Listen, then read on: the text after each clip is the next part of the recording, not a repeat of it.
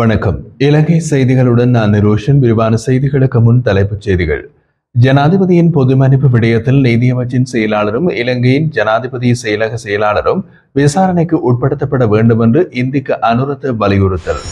யாழ் மாநகர சபையின் புதிய முதல்வராக இலங்கை தமிழரசு கட்சியின் விவேகானந்த ராஜா மதிவதனி இன்று தெரிவு. மின்சார கட்டண உயர்வால் உணவகங்களில் வழங்கப்படும் உணவுப் பொருட்களின் விலை விரைவில் உயரக்கூடும் என்று எதிர்பார்ப்பு. வடக்கு மாகாண காணி விவகாரம் தொடர்பாக வெளியிடப்பட்ட வர்த்தமானி அறிவித்தலை ரத்து செய்வதற்கான அமைச்சரவை நிலைப்பாட்டை தெரிந்து கொள்ளும் வகையில் சட்டமா அதிபர் அமைச்சருக்கு அறிவிப்பு. தொடர்வது விரிவான செய்திகள். ஜனாதிபதியின் பொது மன்னிப்பு அதிகாரம் தவறாக பயன்படுத்தப்பட்டுள்ளதாக கூறப்படும் விவகாரம் தொடர்பில் நீதியமைச்சின் செயலாளரும் ஜனாதிபதி செயலக செயலாளரும் விசாரணைக்கு உட்படுத்தப்பட வேண்டும் என்று ஸ்ரீலங்கா பொதுஜன பெரமுனவின் முன்னாள் பாராளுமன்ற உறுப்பினர் இந்திக்கு அனுரத்து வலியுறுத்தியுள்ளார். நேற்றைய தினம் ஸ்ரீலங்கா பொதுஜன பெரமுனவின் காரியாலயத்தில் நடைபெற்றிருந்த ஊடகவியலாளர் சந்திப்பில் கலந்து கொண்டு கருத்து வெளியிட்ட போது அவர் இதனை தெரிவித்தார். அரசாங்கத்தின் தப்பான நடவடிக்கைகளை எதிர்த்து செயல்படும் அரசு அதிகாரிகளை அச்சுறுத்தும் நிலை தற்போது உருவாகியுள்ளது.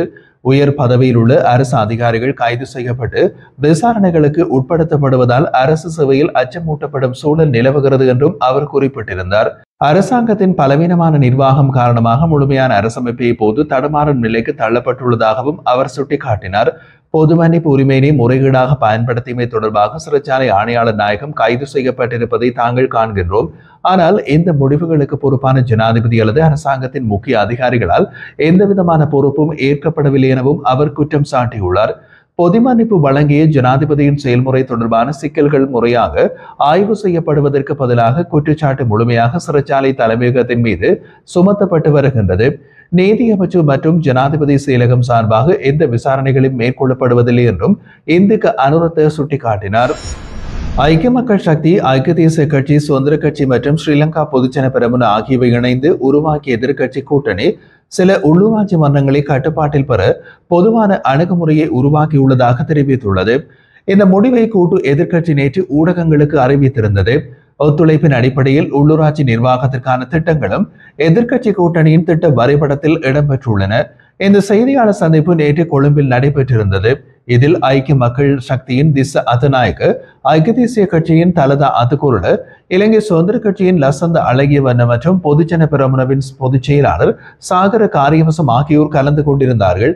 தாங்கள் உள்ளூராட்சி மன்றங்களின் கட்டுப்பாட்டை பெறுவதில் மட்டுப்படுத்தப்படாமல் அந்த பகுதிகளில் மக்களின் வாழ்வாதாரத்தை மேம்படுத்தும் பணியிலும் தொடர்ந்து ஒத்துழைப்புடன் செயல்படுவோம் என்று அந்த கட்சி தலைவர்கள் தெரிவித்திருந்தனர். யாழ்ப்பாணம் மாநகர சபையின் புதிய முதல்வராக இலங்கை தமிழரசு கட்சியின் விவேகானந்த ராஜா மதிவதனி இன்று தெரிவு செய்யப்பட்டுள்ளார். யாழ் மாநகர சபையின் முதல்வர் தேர்தல் இன்று காலை சபையின் மண்டபத்தில் வடக்கு மாகாண உள்ளூராட்சி ஆணையாளர் தேவேந்திரி பாபுவின் தலைமையில் நடைபெற்றது. இதில் முதல்வர் மற்றும் பிரதி முதல்வர் ஆகியோர் தேர்ந்தெடுக்கப்பட்டனர். முன்னதாக நடைபெற்ற உள்ளூராட்சி மன்ற தேர்தலில் 45 உறுப்பினர்களை கொண்ட யாழ் மாநகர சபையில் இலங்கை தமிழரசு கட்சி 13 ஆசனங்களையும், அகில இலங்கை தமிழ் காங்கிரஸ் 12 ஆசனங்களையும், தேசிய மக்கள் சக்தி 10 ஆசனங்களையும், ஈழ மக்கள் ஜனநாயக கட்சி மற்றும் ஜனநாயக தமிழ் தேசிய கூட்டணி தலா 4 ஆசனங்களையும், ஐக்கிய மக்கள் சக்தி மற்றும் ஐக்கிய தேசிய கட்சி தலா 1 ஆசனங்களையும் பெற்றிருந்தது. முதல்வர் பதவிக்கான போட்டியில் இலங்கை தமிழரசு கட்சி சார்பில் விவேகானந்த ராஜா மதிவதனி மற்றும் அகில இலங்கை தமிழ் காங்கிரஸ் சார்பில் கனகையா ஸ்ரீ கிருஷ்ணகுமார் போட்டியிட்டனர். வாக்கெடுப்பில் விவேகானந்த ராஜா மதிவதனி 19 வாக்குகளை பெற்றதோடு கனகையா ஸ்ரீ கிருஷ்ணகுமார் 16 வாக்குகளை பெற்றார். தேசிய மக்கள் சக்தியின் 10 உறுப்பினர்கள் வாக்கெடுப்பில் நடுநிலை பாதையை தேர்ந்தெடுத்தனர். இதன் அடிப்படையில் விவேகானந்த ராஜா மதிவதனி யாழ் மாநகர சபையின் முதல்வராக தெரிவாக பிரதி முதல்வராக இமானுவேல் தயாளன் நியமிக்கப்பட்டுள்ளார். இலங்கை தமிழரசு கட்சியின் வேட்பாளருக்கு ஈழ மக்கள் ஜனநாயக கட்சி, ஐக்கிய மக்கள் சக்தி மற்றும் ஐக்கிய தேசிய கட்சி ஆகியன ஆதரவு வழங்கியிருந்தமை குறிப்பிடத்தக்கது. மின்சார கட்டண உயர்வால் உணவகங்களில் வழங்கப்படும் உணவுப் பொருட்களின் விலை விரைவில் உயரக்கூடும் என்று அறிவிக்கப்பட்டுள்ளது. மின்சாரம் தொடர்பான செலவுகள் கடுமையாக அதிகரித்துள்ளதால் தங்களது தொழில் பாதிக்கப்பட்டுள்ளதாக அகில இலங்கை ஹோட்டல் மற்றும் உணவக உரிமையாளர் சங்க தலைவர் ஹர்சன ருக்ஷான் தெரிவித்துள்ளார். நாடளாவிய அளவில் இயங்கும் ஹோட்டல்கள் மற்றும் உணவகங்களில் அனைத்து வகையான உணவுப் பொருட்களுக்கும் விலை உயர்வு நடைமுறைப்படுத்தப்பட உள்ளதாகவும் அவர் குறிப்பிட்டுள்ளார். மின்சார கட்டணம் நெருக்கடியாகிவிட்டது. இந்த உயர்வு உணவகங்களை தொடர்ந்து நடத்தவே சிரமமாகியுள்ளது. மின்சாரம் இல்லாமல் நாங்கள் இயங்க முடியாது. தற்போது நிலவும் செலவுகளை சமாளிக்க இயலாமல் போகிறது என்று அவர் தெரிவித்தார். ஊழியர்களுக்கு சம்பளங்கள், கடை வாடகை, நீர் மற்றும் பிற தேவையான செலவுகளோடு தற்போது மின்சாரம் தொடர்பான புதிய சுமையும் சேர்ந்து விட்டதாக அவர் கவலை தெரிவித்தார். அரசாங்கம் இந்த பிரச்சனையை முக்கியமாக எடுத்துக்கொண்டால் எதிர்பார்க்கப்படும் விலை உயர்வுகளை தவிர்க்கும் வாய்ப்பு இருக்கிறது என்றும் அவர் கூறினார். முட்டை, கோழி இறைச்சி உள்ளிட்ட முக்கிய உணவுப் பொருட்களின் விலைகள் விரைவில் உயர வாய்ப்புள்ளது என்று ஹர்ஷன ருக்ஷான் சுட்டிக்காட்டினார். இதேவேளை மின்கட்டண உயர்வு ஏற்பட்டிருந்தாலும் ரொட்டி உள்ளிட்ட பேக்கரி பொருட்களின் விலையை உயர்த்தும் திட்டமில்லை என்று அகில இலங்கை பேக்கரி உரிமையாளர்கள் சங்கத்தின் தலைவர் NK ஜாவர்தன தெரிவித்தார். நேற்று ஊடகங்களுக்கு கொடுத்த சபையில் அவர் இதனை குறிப்பிட்டுள்ளார். மின்கட்டண உயர்வு உற்பத்தி செலவில் கூடுதலாக சேர்க்கப்பட்டாலும் தற்போதைக்கு விலை உயர்வு அவசியமில்லை. எனவே பேக்கரி உரிமையாளர்கள் விலை உயர்வை தவிர்க்க வேண்டும் என்று அவர் வலியுறுத்தினார். யாழ் செம்மணியில் கண்டுபிடிக்கப்பட்ட மனித புதைக்குழி தொடர்பான விசாரணைகள் கைவிடப்படும் ஒரு விடயமாக இல்லாமல் உண்மை மற்றும் நீதியை நிலைநாட்டும் ஒரு செயல்பாடாக மாற்றப்பட வேண்டும் என்று யாழ் பல்கலைக்கழக ஆசிரியர் சங்கம் வலியுறுத்தியுள்ளது. இந்த கருத்து ஆசிரியர் சங்கம் வெளியிட்டுள்ள அறிக்கையில் குறிப்பிடப்பட்டுள்ளது.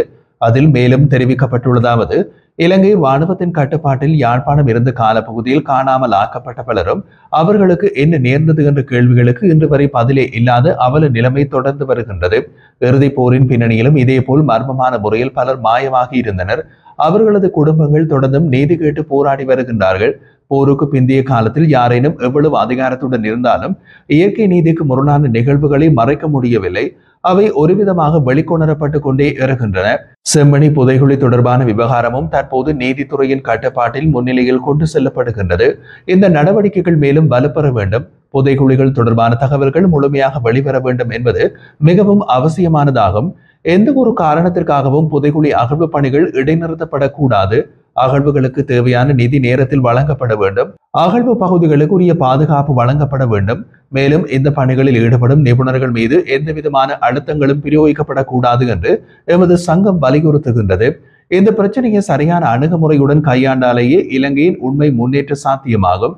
துன்புறுத்தப்பட்டு உயிரிழந்தவர்களின் ஆத்மாக்களுக்கு நீதி கிடைக்கும் போதே நாட்டின் சாந்தியும் வளர்ச்சியும் நிலை பெறும்.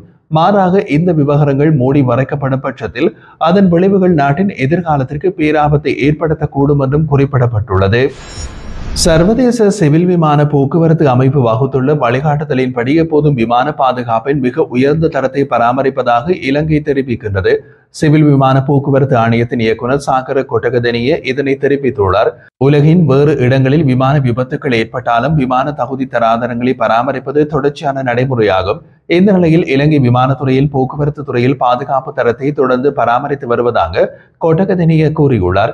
இந்தியாவில் 240க்கும் மேற்பட்டோர் கொல்லப்பட்ட விமான விபத்து குறித்து கருத்து தெரிவிப்பது தற்போது பொருத்தமல்ல என்று கூறிய அவர், அதற்கான காரணம் நிறுவப்பட்டதும் கற்றுக்கொள்ள வேண்டிய பாடங்கள் நிச்சயம் இருக்கும் என்றும் குறிப்பிட்டிருந்தார்.